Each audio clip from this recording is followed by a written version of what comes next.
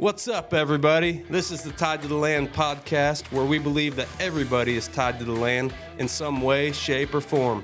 On this podcast, we'll explore the intimate connection that people feel with the land beneath their feet, while telling the stories of folks whose lives have been impacted by their roots to the rural lifestyle.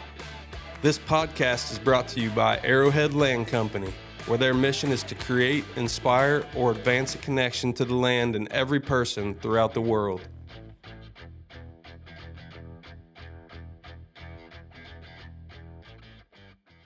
All right, everybody.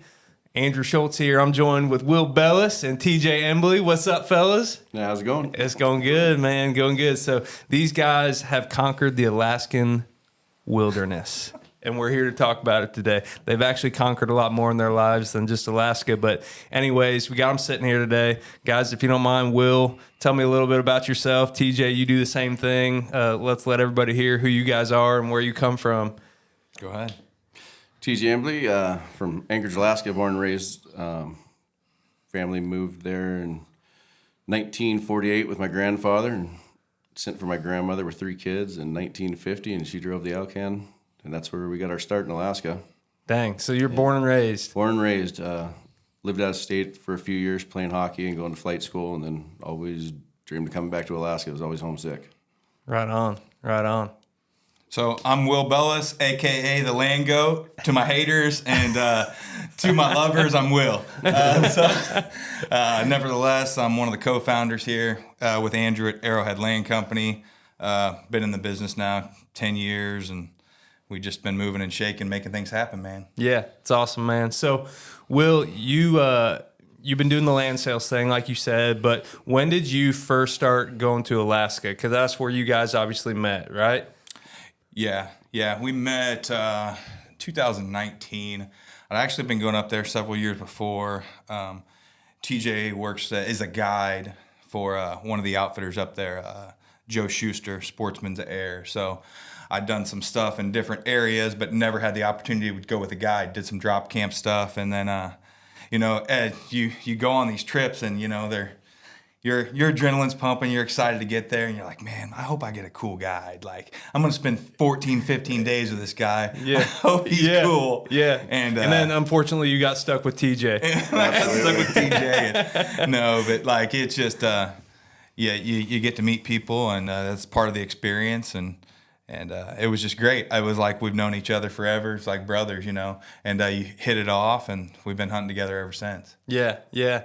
So TJ, tell me, Will just talked about his haters and his lovers. What was your first perception of this dude when he comes rolling into Alaska? Because, I hear one side of the story, right? He's like, yeah, I get up there and I do my thing, and, I already know everything to do, so getting a good guide is, that's tough. Like, what was it like the first time that you guys met? Well, as a guide, we're sitting there dreading the same exact thing he's dreading because you can get some doozies as clients. Yeah. And Will showed up, and I could tell he was cool off the start. And the other thing I could tell is this guy's bloodthirsty. Yeah. He's ready to kill. He is bloodthirsty. Like, in all ways. This dude's ready to kill animals, people, like, you name it. I knew he was willing to put the work in to get something on the ground. Yeah. So that was fun, because you get a lot of people that are lazy and want to wake up late. And So I'm curious about that. So as a guide, like, what percentage, and I suppose you got to be careful here. You probably have some clients who are sitting there wondering which side of the spectrum they're on. But, like, is that your biggest fear as a guide, is somebody comes to camp and they're going to have no idea what's going on and might possibly even put you in jeopardy of, like, losing your life? Like, because it's rugged out there, right? So when somebody's coming to camp, are you just kind of prepared for that the person probably is not ready for the level of commitment that they're going to need to kill the animal? Or what is it like when that person rolls into camp and you're like, okay, here we go?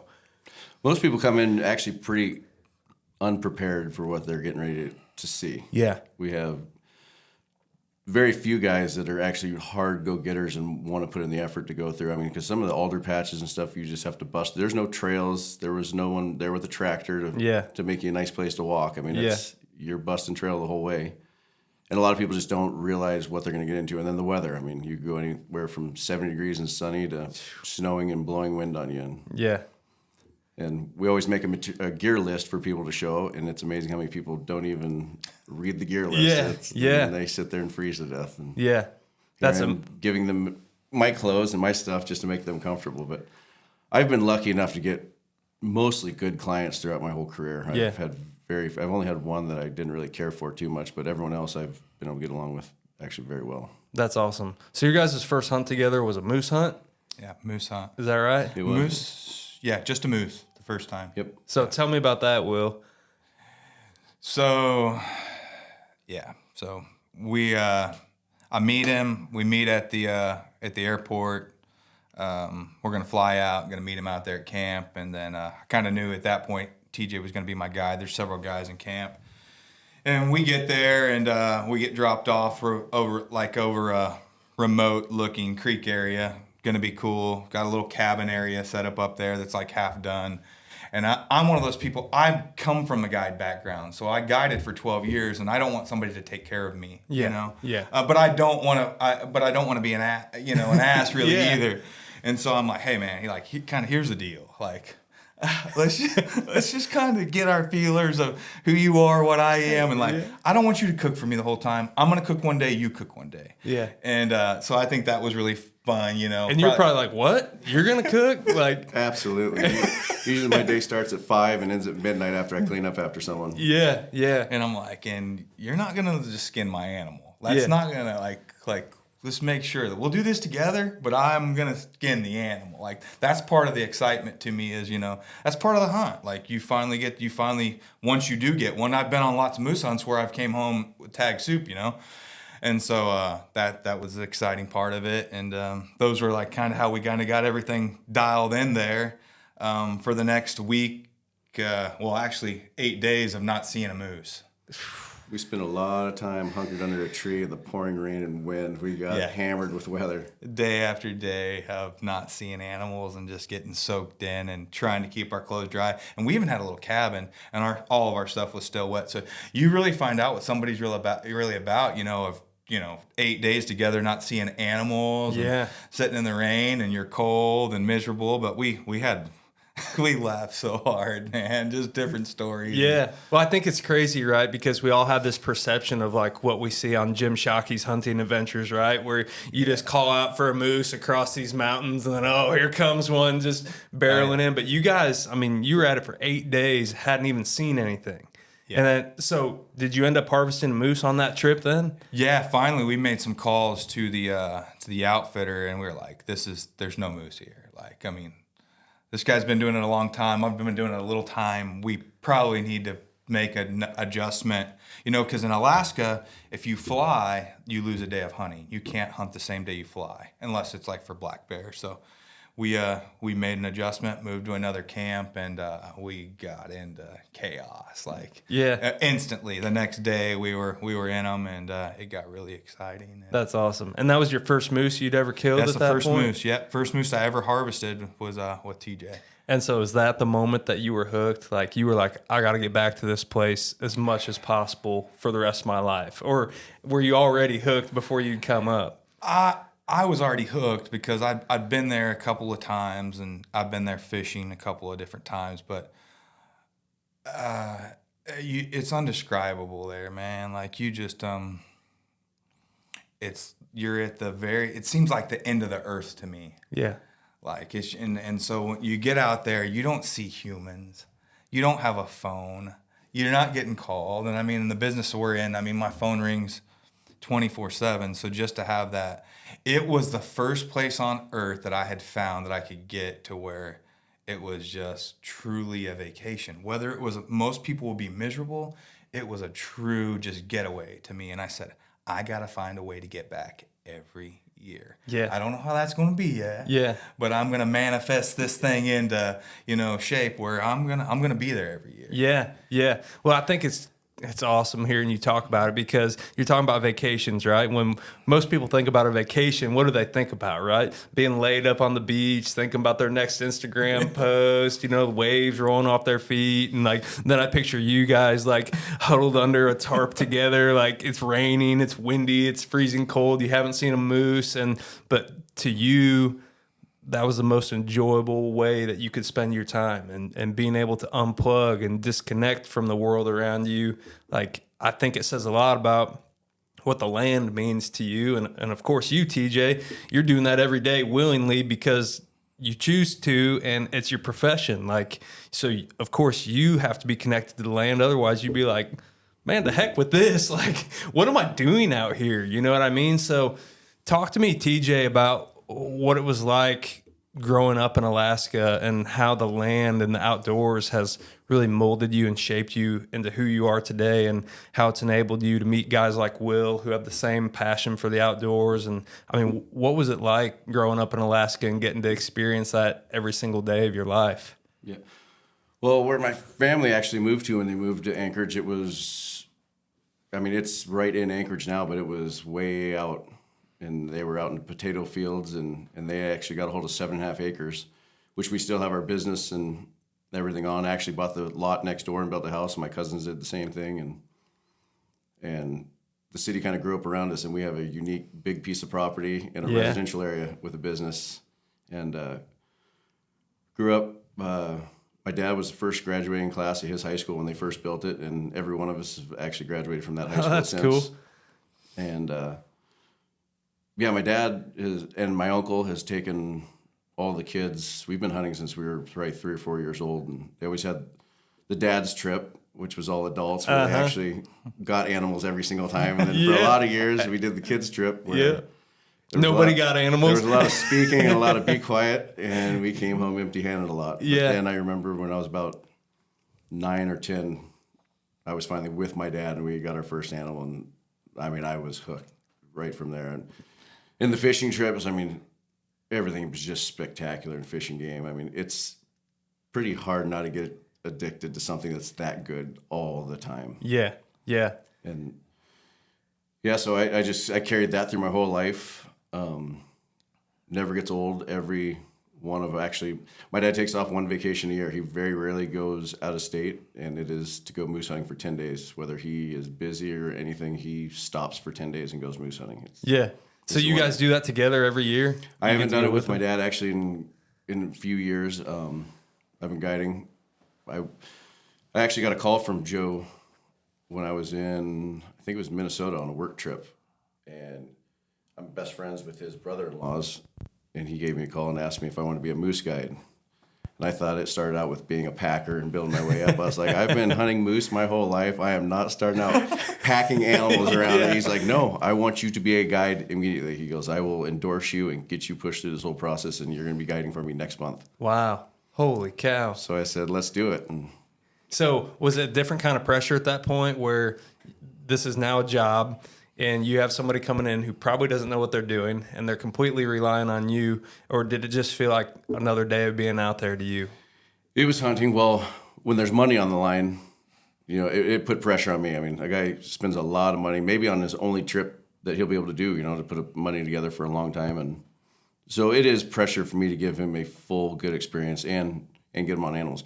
And amazingly, I have only had 2 hunters in 15 years that didn't get moose, but both of them also had opportunities on big bull trophy moose within 50 yards that they had passed up. So I could be 100% if they hadn't passed them up. And it usually is a first day moose, and then they're kicking themselves 3 days later when the weather comes in and it's nasty.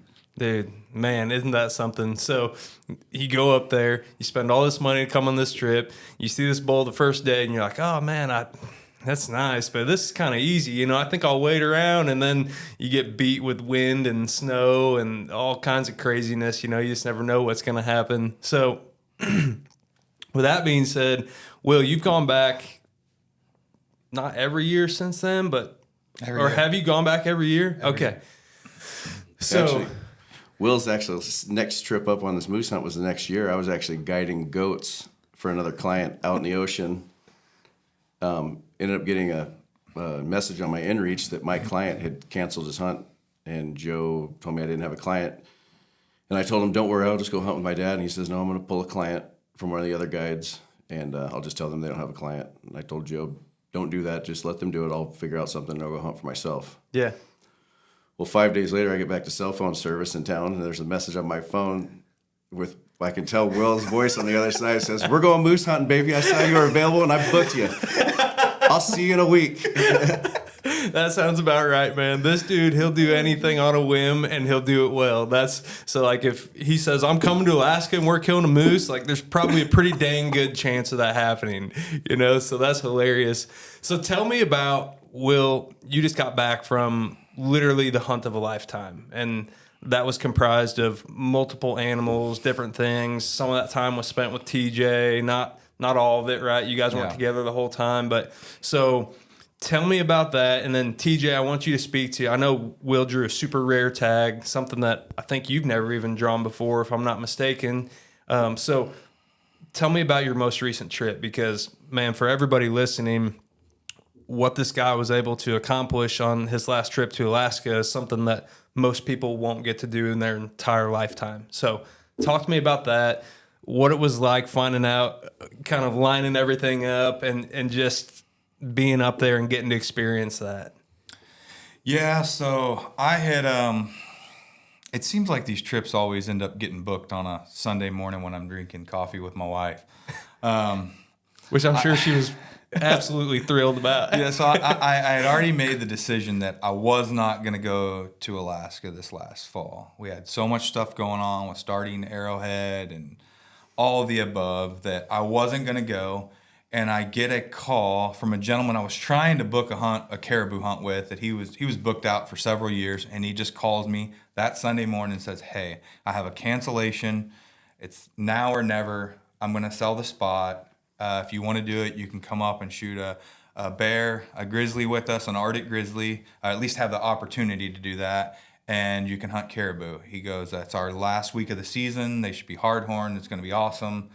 All the above. And so I kind of was like, "Hey, give me a few minutes. I'll call you back." And in between sips of coffee, you're like, "Hey, babe." Like, "Hey, I said I wasn't going to go, but here's the opportunity. This is a place I've been trying to book." And so nevertheless, I booked a trip. Well, meanwhile, with booking this trip back in December, so if you have hunted in Alaska the year before, it doesn't matter where you've hunted there the year before or not. Once you have a hunting license, you can apply for certain tags. They have a draw just like Colorado, just like New Mexico, but theirs is not. It's just a sure enough lottery. So there's been people putting in for years and years and years, and so TJ had called me right before when December came around. He's like, "Hey, you got your opportunity. You already have your hunting license. It's cost you like $10. Put in for this buffalo tag with me." He goes, we put in, and no one ever draws it, but I've never drawn it. My dad's never drawn it, but like, you should at least put in. I was like, "Okay, well, I'm going to put in." Well, so not thinking that I'm going to draw this whatsoever, I booked this other hunt. Well, during the time period of all this shaking out, he calls me. He's like, "Hey, the draw's coming up, blah, blah, blah. Like, you feel lucky?" It's the night before. I was like, "I feel lucky. I'm going buffalo hunting." That's what I told him. I was like, "I'm going buffalo hunting." He's like, well, we'll see. So 3-hour time difference. And I literally got the email, and I was blowing him up first thing in the morning. I was like, "What is D531? He's like, "That's the buffalo tag." I was like, "Well, I got that bad boy." And he's like, "You have to be kidding me." So I didn't realize really how rare it was until like I started getting on some blogs and different things like that, and I see people talking about like, "Yeah, I've been putting in for 30 years or 18 years," and next thing I know, I'm like, I can't even comment here. Like, I'm year one. 22 years for me, I've been putting in. Oh my gosh. And you've never drawn it? Never drawn it. Been on the hunt, just never hunted for myself. Oh my goodness. Yeah. And this was the first time you'd ever put in for it, right? Ever put in. Oh my gosh. And what Will forgot to tell you was the night before he won a jackpot on a slot machine. He pulled the buffalo tag, and I told him he better take his wife back to the casino, and he hits another jackpot on a slot machine on Saturday night. Oh my gosh. Yeah, it was wild. So I came up with enough fuel money for the trip. Yeah. So nevertheless, I go this fall. I leave out, and I think I left on the 2nd of September, and I flew into Fairbanks, And I wanted to try to. I talked my wife into actually meeting me in Fairbanks, and we went down through the Denali National Park in between trips, and I got to spend some time together and stayed at an awesome little like remote cabin. They had their own like we got lucky and had our own chef, and it was the coolest thing ever. So I got to see some really cool stuff. So I flew into Fairbanks first, and then flew to a little tiny village called Umiat. And from there, I flew in another bush plane, another hour and 45 minutes. I pretty much could see Russia. Almost. I was that close. We could have followed the river up and been out across the ocean and been in Russia. So so you get there. And what was really tough is because I'm really good about, because it's a weight game there, about what you can take. And now, when I started going there, I was probably 35 pounds lighter. So the weight game has really got a little jacked up for me. So I have to not pack as much in your pack these days. Correct. Yeah. So I had to leave a lot of my gear back behind at the main base camp and flew out. And I got fortunate enough I shot a caribou the very first day of the hunt, and I shot a bear the very first day of the hunt. Jeez. So my hunt was very quick. And then I did get left behind by the guide there. He's a young guide. If he listens to this, it's no offense, but he's a little young and left his client behind on the side of the river 3 hours before dark in the pouring down rain. So I was getting ready for my audition for the show alone. I have my own little video that I put together on that. So harvested my animals there, then went back and hung out at camp with those guys, and they had Starlink there, which was awesome. Had Wi-Fi in the middle of nowhere. Watched the season opener of the Chiefs. Dude, that Starlink is sweet. Yeah, it's amazing, man. We've been using it, and I've even tried it at my place in Kansas. It's perfect. Works great. It's a game changer for the outdoorsman that wants to stay plugged in. I mean, I could FaceTime my family. I was talking to clients. I was emailing back and forth. It worked out really, really good. So left there, made the trip all the way back down from Fairbanks into Anchorage. And then that's when the real journey started. The caribou hunt was great. The bear hunt was great. But to have that buffalo tag in hand and know we're about to be in the middle of some of the best buffalo hunting. I mean, I don't know that there's any buffalo hunting like that in the world, really, to where you can be hunting true wild bison, not where you're going to drive up on these animals with a pickup or a four-wheeler. You're going to have to fly into there. You're going to have to pack these animals out, 2,200 pounds.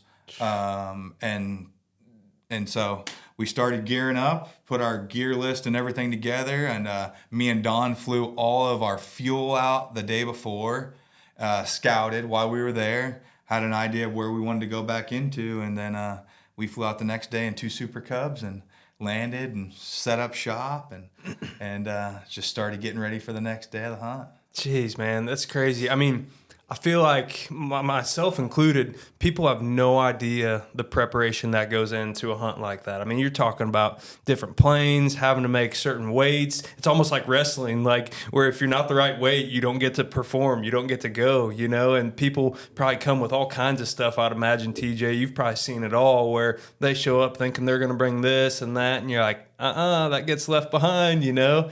And just the plane rides themselves are not always easy, right? I mean, you were telling me some stories. I mean, you got to experience some, I'll call it iffy transportation, you know, when you were going to and from around the mountains of Alaska. And so I just think, I picture all this stuff. I've never been myself, but you're telling me all these stories. And, you know, TJ, I've been hearing conversations between you and Will for a long time, you know, and it sounds so amazing, yet there's so much that goes into it, and it's been awesome that y'all have created that relationship together and been able to maintain that, because, I mean, knowing TJ and having some of these connections, it sets you up to execute on the hunt of a lifetime, essentially, right? Yeah, if it's not for him, man, this thing never gets done. I would have never even, 1, know to put in, 2, to have the logistics of getting there, 3, to even know where to find the animals. Yeah. I mean, it's not doable. Yeah. I mean, a lot of the people that even draw the tags don't even go out there and hunt once they start to figure out the logistics. There's 10 tags every year. And I think one... Out of how many applications, roughly? I wouldn't even have a guess. It's a it's one of the lowest percentage draws. I mean, thousands. Yeah, At least. Tens of thousands. Tens of thousands. So you're talking 10 tags with tens of thousands of applications. That's insane. And I believe it's only one non-resident can get drawn. Yeah. And then of those 10 tags, how many, do you have any idea how many typically get filled each year? I don't. I know it does scare a lot of people when they find out that to even get out there, if you don't have your own airplane, which it's not very many people that have airplanes actually pull the tag. It's everyone who doesn't have an airplane. Yeah, and then they find out that it's 5,000 to 8,000 each way just to charter in. Man. To get in there, and then you're kind of stuck where you get dropped off at. So you've got a plane. How old did you first start flying? I actually left state my senior year of high school to go play hockey in Casper, Wyoming, and played hockey for a couple seasons, and came back at Christmas time one season. I was just done, and a buddy of mine, Eric Miller, called me up and said, "Hey, let's have lunch. I'm going to flight school tomorrow. I'm going to Arizona." Yeah. So I was like, "Let's have lunch." So we sat there and had lunch, and by the end of lunch, I called my dad and said, "Dad, I'm going to flight school with Eric Miller in Arizona." He said, "When you going?" I said, "Tomorrow morning." He says, "Well, I'd get home and get my stuff packed." So we headed out at 8 o'clock the next morning with a pickup truck full of stuff and headed towards Arizona. That's awesome, man. And so you have a That was 1999. 1999. 99 is when I got my license, yeah. Okay. And you have a Super Cub, right? Super Cub and a 185. Okay, right on. So Will talks all the time about flying around in the Cub up there. It's a miracle this dude doesn't already have a Cub and a pilot's license.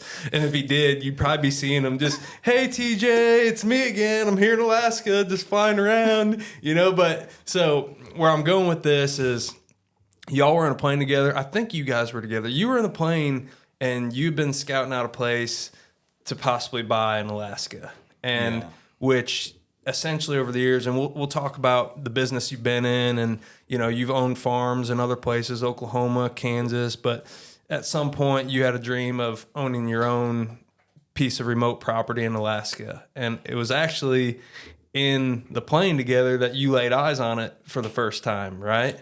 Yeah. So we actually, the first time I ever laid eyes on the property was it was actually the first place we ever hunted together. Off in the distance in the mountains, we could see this cabin sitting up there. Lo and behold, it all works out that I find a property.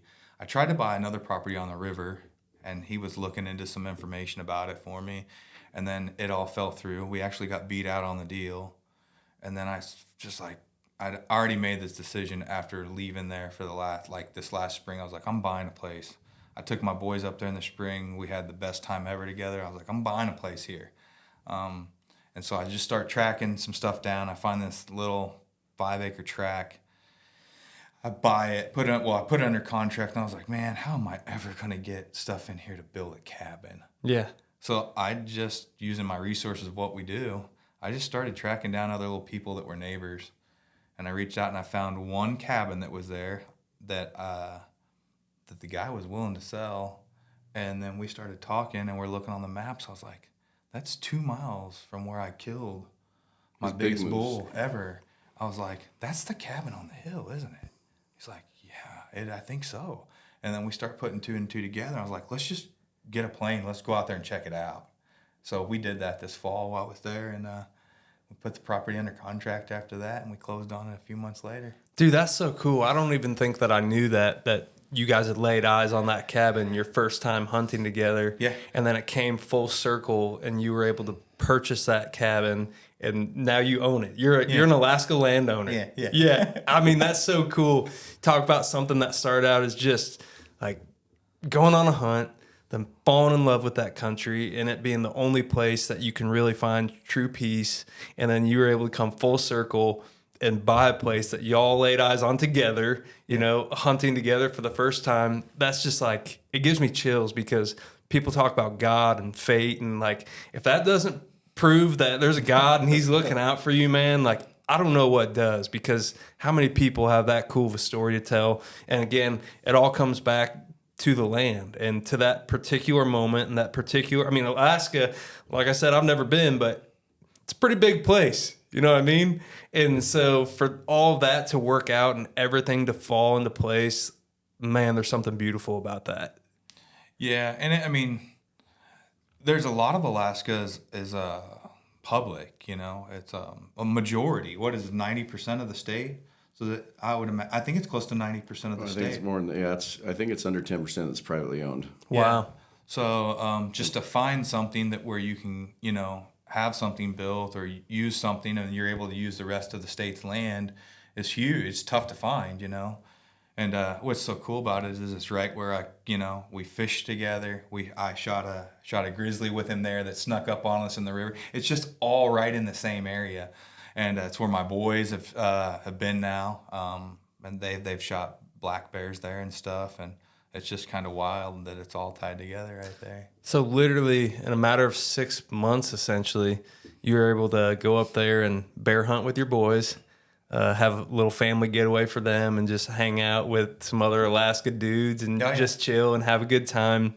You killed a grizzly bear, a caribou, and a super rare buffalo, and 2 black bears. And then to top it off, you now own a piece of property in Alaska. Like, I mean, have you really let it sink in? And like, when you think about it like that, just what you've been able to do in a year and or even less, it's really amazing, man. And I think it speaks to you going out there and making stuff happen for yourself. I have the pleasure of knowing you really well, and you didn't have it all laid out for you. Your upbringing and even on into the early parts of your career, your guiding days, like you built a business from nothing and then started your real estate business from nothing. And like the way you've taken action and made things happen for yourself and your family and now your friends, which I'm going to get to in a second, because you're now helping TJ buy a farm here in Oklahoma, which is really cool also. But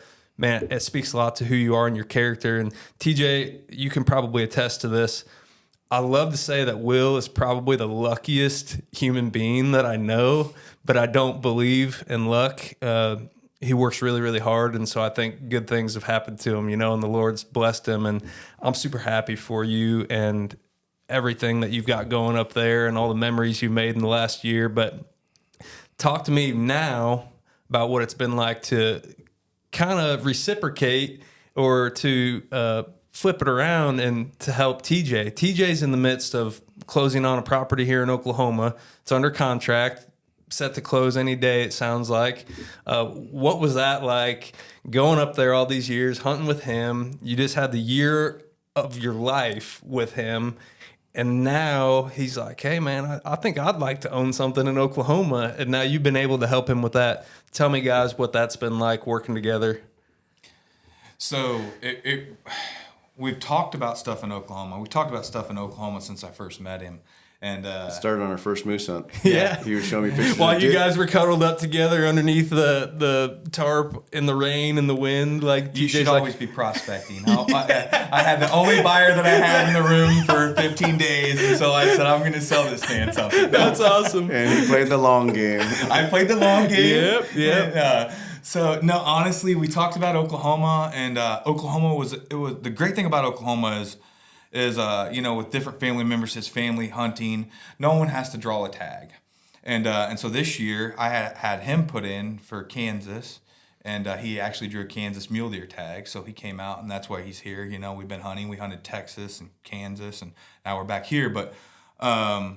The thing is we found a property that not very far from my place in Kansas. I was like, hey, we should buy this property. Like, this would allow you to have a tag every year. It's close to my place. We can use it. And so that was our plan. That's how it really got going. And when that was being said, he was talking to his family members, one of his business partners, and they're like, well, gosh, man, like why didn't we buy something together? And so next thing you know, he has that conversation with me. I was like, well, man, I'll be on the lookout. And then it literally was that day. I had a couple of different listing appointments and the stuff that we had talked about that I know that they would really love. Mm-hmm. And I was like, you need to buy this place. It fits the bill of everything. It's got the remoteness of what you're used to, because they didn't want to find something that was like on county roads and river frontage and all the cool stuff that came. And I was like, man, you just need to this needs to be the one, and you guys need to pull the trigger. And it's hard to ask somebody to spend, those type of dollars just off of without seeing anything. But Sure. I had built that relationship where he knew that, he wouldn't tell me to buy this property if it wasn't a good one. And we just, we got after it and got it put under contract, and they come to an agreement. And now it's just get her to the closing, and they'll make memories there. We got to walk it yesterday for the first time, and it was exciting. And every time I'm on it now, because I put cameras and corn out on it for him, just try to get an idea what animals were there. And our first night, we got a big, mature 5.5, 6-year-old buck, turkeys all over it. And so he'll have some duck hunting, and it'll be good. And every time I was going with that is every time I've been there so far, it just gets better and better every time I walk on it. And that's the thing about like what we do. It's so easy to sell something when you just truly are passionate and like it. I'm terrible. If I don't like the property, man, it's bad. Like, I hate that. Sometimes you get a property that you don't necessarily, you're not fond of, but, and it's definitely a harder sell. But when you find like awesome recreational pieces, to me, like I just fall in love with them and I want to own them myself, Yeah. And so it's so much easier to sell something like that to someone. So, TJ, what's it been like? I mean, of course, you have all the hunting you could ever ask for at your fingertips in Alaska, right? But you've got to come back and do it Midwesterner style a little bit, run around, hunt mule deer in Kansas or whitetail. You had an either species tag, so you were after a whitetail as well if a good one presented itself. And then you come back to Oklahoma and you're stepping foot on a farm that you're about to own. I mean, tell me, what excites you about being here as opposed to what you're used to? And, where you're from in Alaska, I mean, there's pristine rivers and salmon and moose and bear, and you're still finding a way to make it back here to Oklahoma to hunt with a buddy and with somebody you trusted and who found this place for you. So just tell me about what's going through your head as you go through this process. Yeah, our seasons are actually pretty short. We can start hunting brown bears on some of the islands in April, and then black bears are usually May and June, and then after that it's fishing all summer long. And our sheep start in August, and moose hunting is in September, and then it's done. We have duck hunting in October, and then it's wintertime, and ducks start heading this way. So from October all the way till April is a long time No doubt. to not be able to do any hunting or fishing. Find other entertainment between snow machining and skiing. But then October, I come down, and Will and I had actually pulled archery tags, or not archery tags, but elk tags for Fognac Island. And he had some stuff going on, and he wasn't going to be able to make the trip. And he said, why don't you come down and go deer hunting with me instead? Yeah. So I bought a plane ticket. A couple weeks later, came down, and turned out to be a 90-degree August. I was just about to say, I remember it being hot when you came down. It was really hot. Look at the cameras in the middle of the night, and bucks are coming in, and all day long while we're sweating, nothing. Yeah. So, but I had fun. Shot a doe. It was awesome. Saw tons of deer coming into the stands, mostly does and everything. But it was fun seeing when a property is managed, how good management can do for populations of game. Mm-hmm. And then I kind of started to understand, this isn't just hunting, go out and find stuff. I mean, there's a science to this deer hunting. Yeah. I mean, you can have deer every year, or you can have great deer. And it all depends on what you want to do and how you want to develop your resource, which is pretty awesome because we have no way to develop a resource. I mean, everything's just wild, and it's all on public lands. And so that was a fun part about it, is seeing the science side of it instead of just the hunting aspect. Yeah. The mule deer hunting was awesome. I mean, that was very much what I was used to, the actual stalking and having an animal that your deer in the rut are not as gung-ho and crazy as our moose are. Because our moose, when they're really deep in the rut, they can see you, know you're a human, and they're still planning on doing what they were coming into planning on doing. Right. Yeah, you got to be a lot smarter on these animals. So that is a completely different aspect that I'm ready for the challenge to get to try. And it's also something my dad and uncle are getting older. They're in their 70s, still go hunt the mountains with us. I mean, it's amazing how well they get around the hills, but it's not going to be able to happen forever. And to be able to do something at a tree stand where they don't have to go out so far and do all the process is something I'm looking forward to, just to keep the memories going. Yeah. Well, I mean, this is the Tied to the Land podcast, right? And I think what's cool is you are used to that public land element being where you're from. And then Will, of course, is used to the private land element being around here. And like y'all's paths cross chasing after, to some degree, different things that you weren't used to, you know, or different things where you were looking over the fence and saying, man, well, that would be pretty cool. That would be different than what I'm used to. And now you guys have like this cyclical harmony, if you will, where like you guys are probably going to be making a lot of memories for years to come. And you just talked about, you know, your family, and we all get older, and it all becomes more difficult as we get older. So being able to just spend time in the outdoors and have that camaraderie and have that brotherhood, and, you know, take a kid hunting, or, you know, take your dad hunting when he's too old to get around any longer. Like, that's what it's all about, right? At the end of the day. And I think that as we sit here and we reflect on our lives and how it's been impacted by just the land and the outdoors, I mean, I think it's safe to say none of us would be sitting here next to each other, you know, in some way, shape, or form. The land is what brought us sitting here together at the same table. And it's crazy when you think about it like that, because think about how different life could have been without those ties to the land and without the outdoors.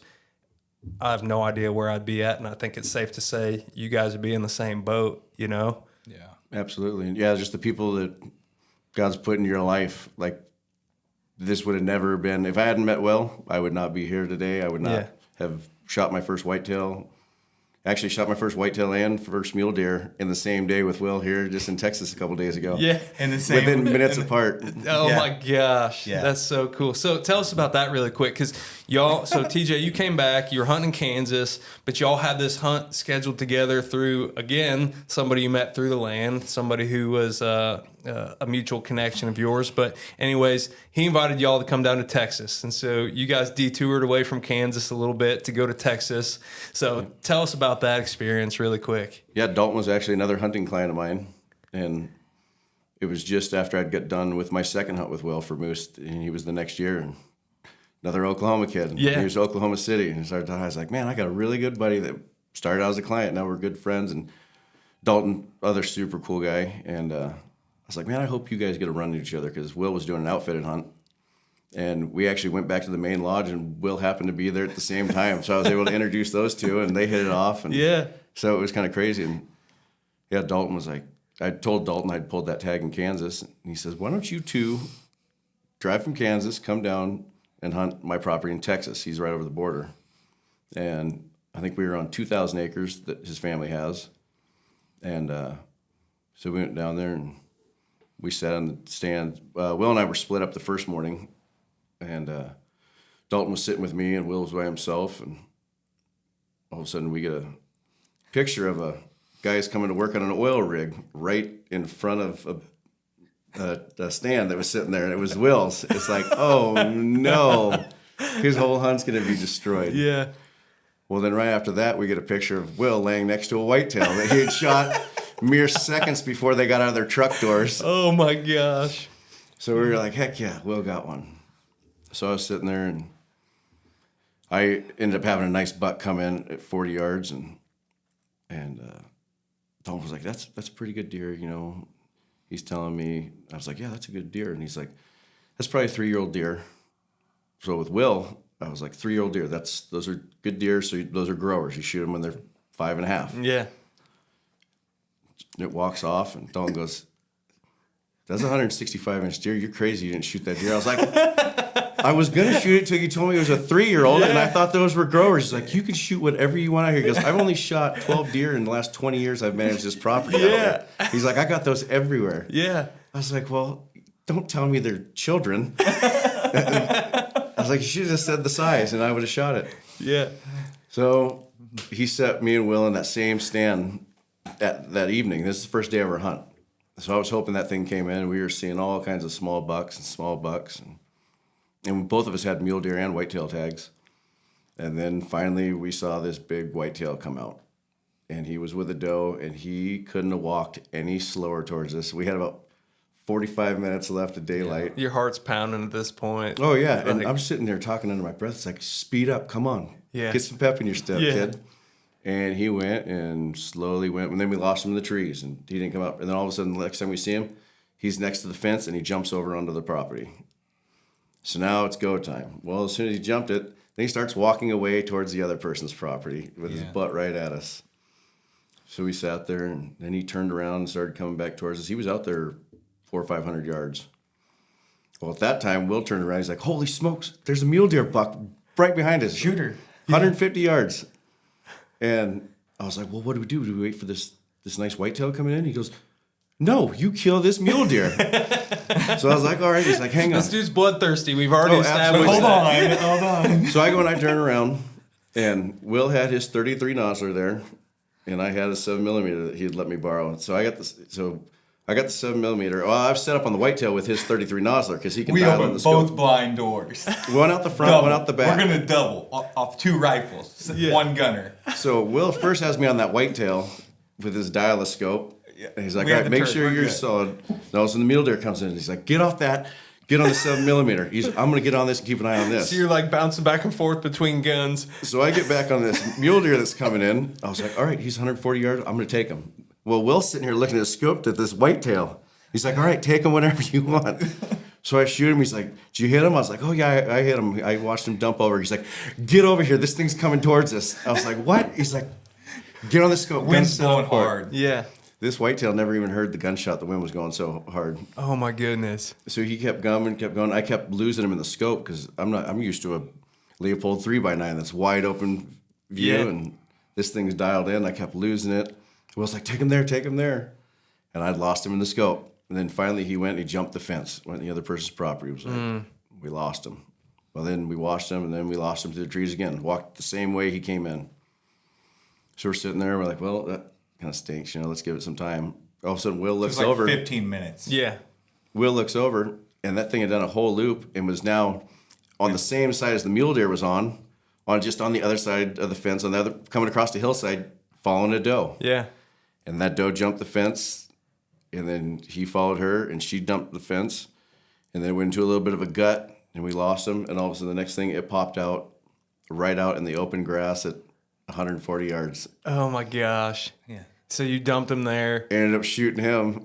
They were over 100 yards apart. From And where that they was fell. your first whitetail buck and your first mule deer buck. Yeah, within about In the 15, same 20 hunt minutes of each with other out the same window. That's amazing. That's amazing. 2 Oh, big old brutes, too. Dude. Big mature bucks. The whitetail was all beat up, but just an old warrior. Both snapped off 6.5-year-old G3s. buck, just, Dude, Like 12-inch G2s. yeah. that's amazing. And like the memories, you can't understand it until you've experienced something like that, right? Like, I mean, I think you guys would agree.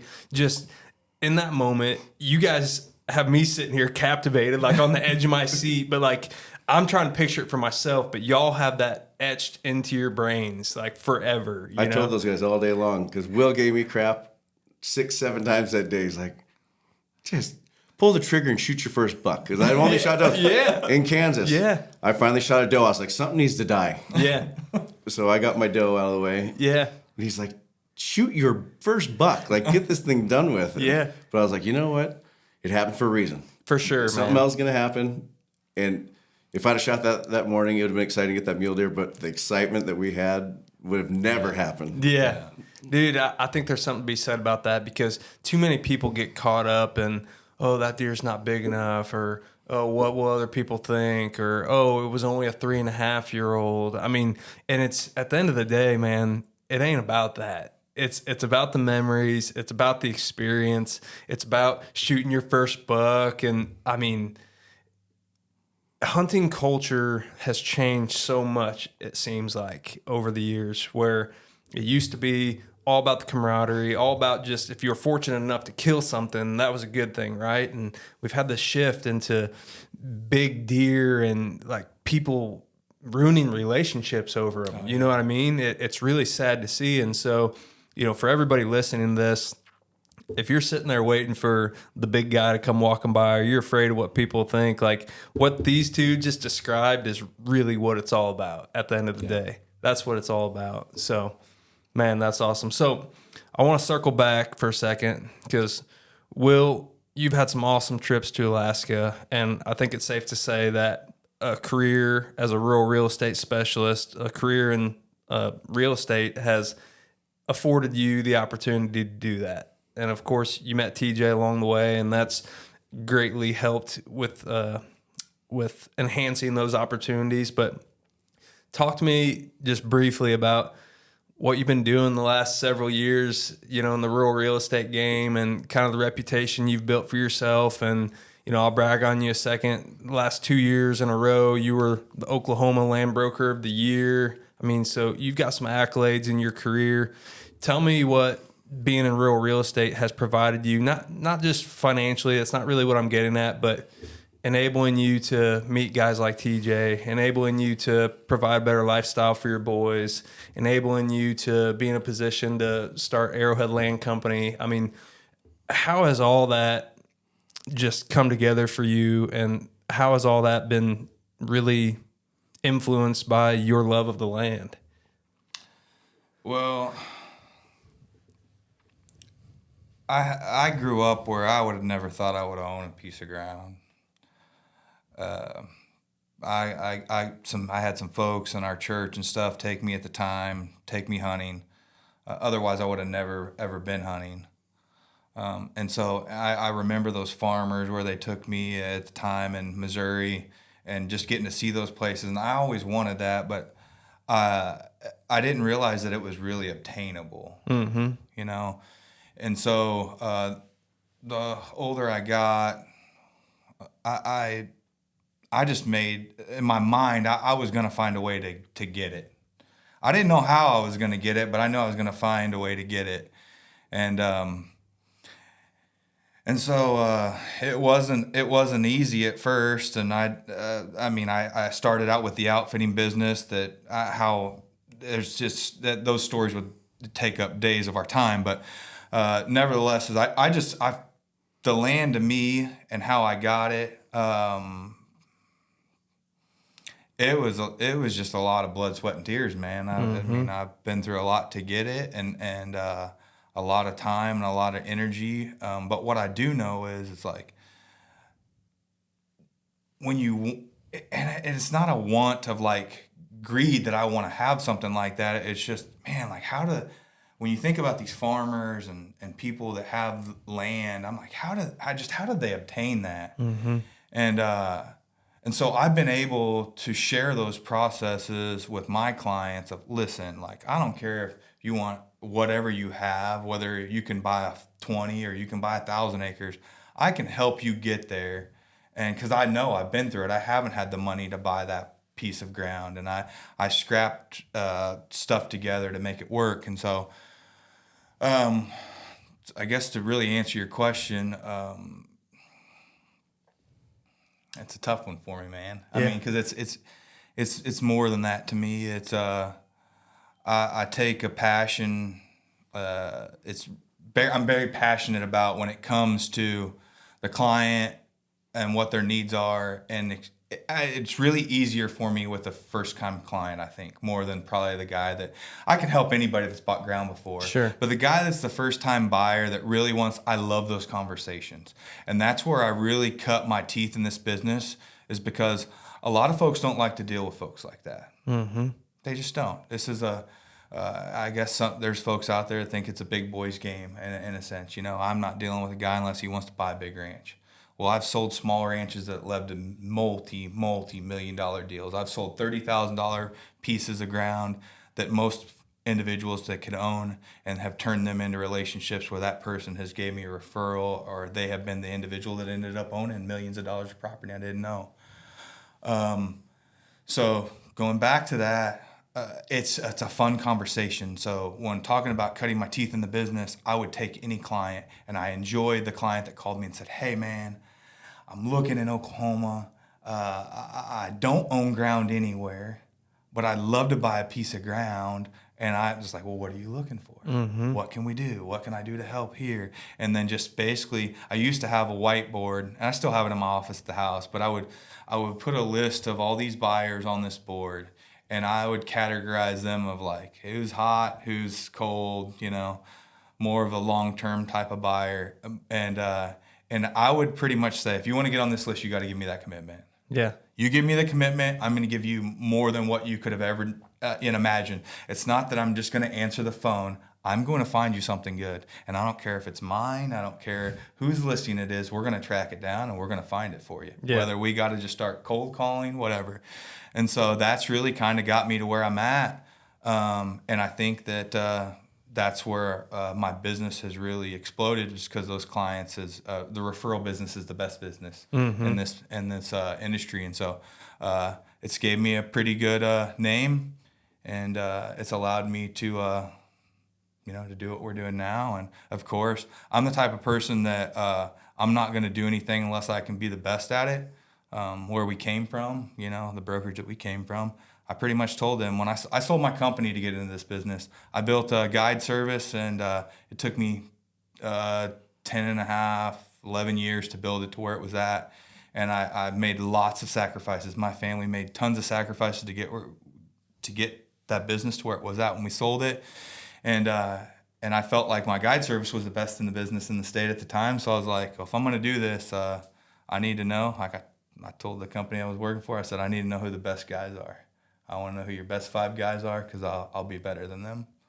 And that's just the mentality I have. And I've used that, that was a starting point, and just kept rolling from there, man. Yeah. Well, I think that's part of what makes your story so unique, is that tenacity, yet the ability to remember where you came from. And you came from nothing. I mean, we don't have enough time to get into all that, but you came from nothing. And you said earlier, you didn't even think it would be possible for you to own land one day. And, now you've owned multiple farms. You've got a beautiful ranch in Kansas. I mean, you've done something for yourself. But I think for so many people, they're in the same boat that you were in. We hear it all the time. Oh, I'd love to own land. Oh, I wish I could afford to own land. And I think it's a lot more obtainable than what people really realize. And for you to be in a position as an agent to resonate with those folks and say, whoa, wait. If you want to own a piece of ground, I'm going to help you. Yeah. I'm going to put you on my whiteboard, and I'm going to help you if you'll commit to me, because this is more doable than you think. And I think that it's just awesome, because, again, it's those people have a relationship with the outdoors and the land, and they think, well, it's only ever going to be what it is right now. But you help them get over that hump and help them get into their first piece of property. And dude, I've been there too, and there are very few things more fulfilling than helping someone own their first farm. Oh yeah, it's an amazing feeling. And then to take that and to continue to build on it, to help them buy more places or sell their place and make a profit, or just even if it's the same place that they own for the rest of their life and they get to share it with their family and friends and whoever else, like you had a hand in that. And I think that's really, really special. And I think that it's a very doable thing to become a landowner. You just got to get hooked up with guys like Will, who are willing to spend the time with you, remember where they came from and how they got to where they're at. And they're going to help you do the same thing, So that's cool. TJ, what's it been like? You've been with this guy now since 2019, I think. You've been a close friend, and, Will keeps his circle small. So not everybody's had the pleasure that you've had of being there next to him. But what's it been like to watch him grow in his career, and and coming to Alaska, and your guys' friendship growing? I mean, what's that been like where he was compared to where he's at now with Arrowhead Land Company and so on and so forth? I love watching my friends succeed. I got quite a few of them back in Anchorage that have become house developers, and I have one in Portland who's a boat builder for the military, and I have lots of friends that have succeeded, and I think I have more enjoyment watching them succeed than I have myself. And I've been very fortunate to be very successful in Anchorage too with our family plumbing company. And, and it's a joy. And I mean, the guy's a killer. Like, he will wake up in the morning and do what it takes until late at night. I mean, it's funny, the phone calls I get at 9 o'clock at night Anchorage time from Will, just to talk and just loving what he's doing. Yeah. And I start doing the math. It's like, it's 3 hours later and this guy's still hustling. It's like, what are you doing? He's like, driving back from a property I just showed. Yeah. And so I mean, you can hear the passion in his voice every time he talks about it. He loves it. This process that we've done with this land deal is the easiest thing I have ever done in my life. I mean, I have done nothing except for we've signed our name. Yeah. And I mean, it's amazing. Yeah. Yeah. That's awesome, man. And kudos to you. I was getting there. I know that you have a successful family business where you're at too. And I think, of course, having that has helped. But you just talked about what I was going to touch on, which is buying land is super obtainable, right? Especially when you're working with knowledgeable people who know what they're doing. It's been a breeze for you so far, it seems like. Absolutely. And now, because that's been an enjoyable process, you go into it with a clear mind and, you know, bright-eyed and bushy-tailed, just ready to make memories, you know? Yes. And so that's where it comes back to having somebody that you can trust and somebody that's a true professional and somebody that's going to work hard for you.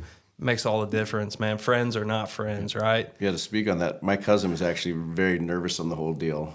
When I had approached him, he says, we're spending all this money and we've never even seen this property. And I said, what are you looking for? He says, well, I don't know.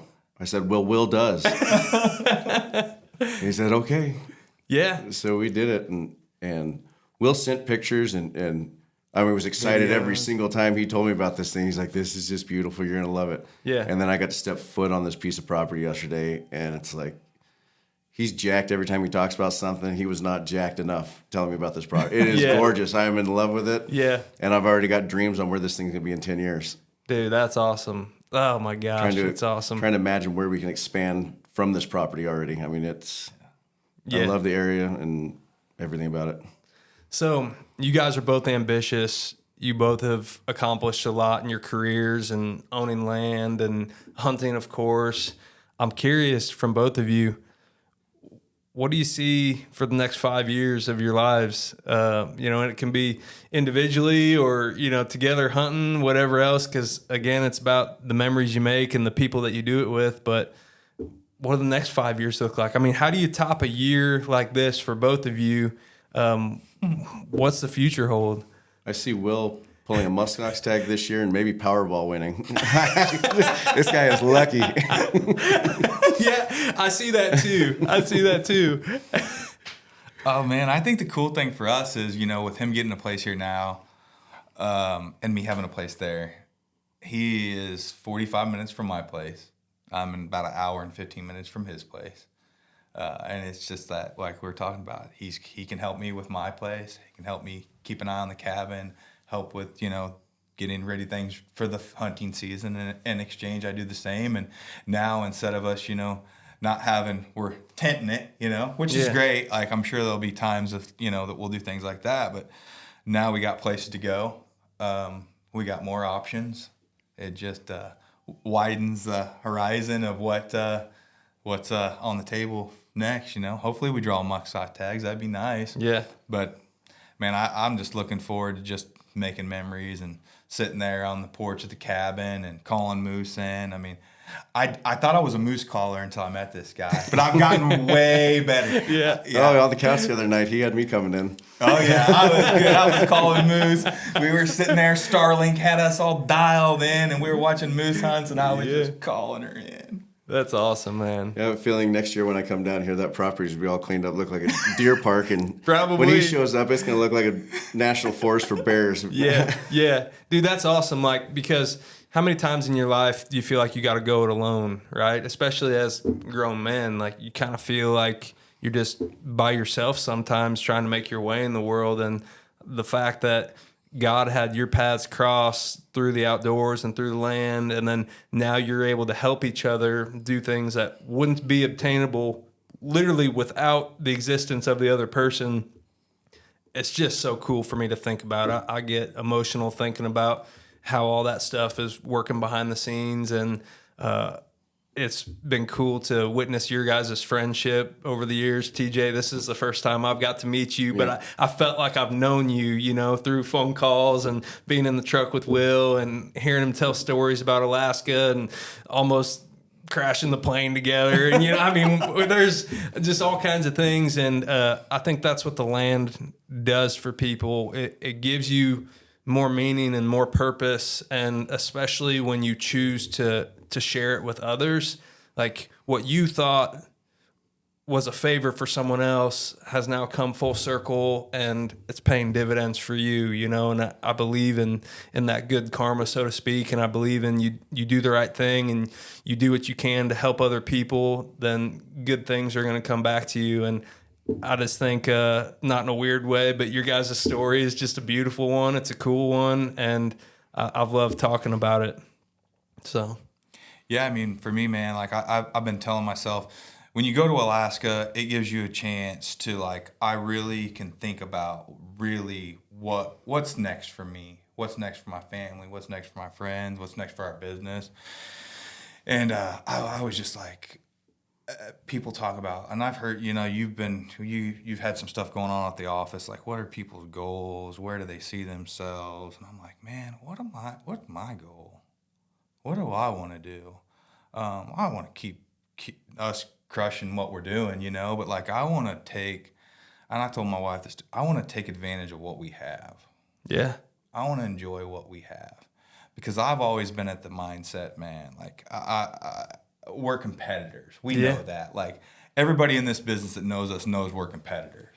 And I create things that are probably not even what truly in existence, that to give us, like push us forward. You know what I mean? Like, what are they saying about us? Yeah. You know what I mean? Uh-huh. Like, it's like that whole mentality. He said, what about us? Yeah. And so there's just so much of that that's a lot, maybe that's too negative.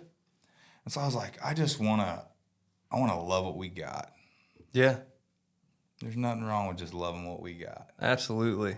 Absolutely. And man, I'm happy you went there, because as competitors and as driven individuals, and TJ, I know you know this all too well, but you're always looking at what's ahead, you know what I mean? And sometimes I think we stop to soak in the moment, soak in these exact times, because like it's these times that you look back on and you're like, gosh dang, those were some of the best times of my life.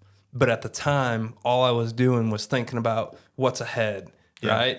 And it's crazy you bring that up, because I was just thinking about it the other day. I was thinking about my own journey, and I was like, I lived in Wisconsin, and before that I lived in an old rundown farmhouse where I was catching mice, all the time. And like, I think about my journey and I was like, gosh dang, those were some of the moments in my life that I appreciate more than anything. And I didn't even enjoy them while they were happening, but hindsight's always 20/20. And I think that there's a lot to be said about what you just brought up, which is we can all appreciate where we're at. And if you're a landowner, if you own 5 acres or you own 500, appreciate it. Appreciate the gifts that God has given you, and the prosperity that we've all been blessed with. We live in an amazing country where there's opportunity all around us. Don't forget to soak it in and take it in. So, heck Absolutely. yeah.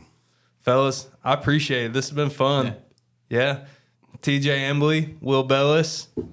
This is the Tied to the Land podcast, and we'll see you guys next week.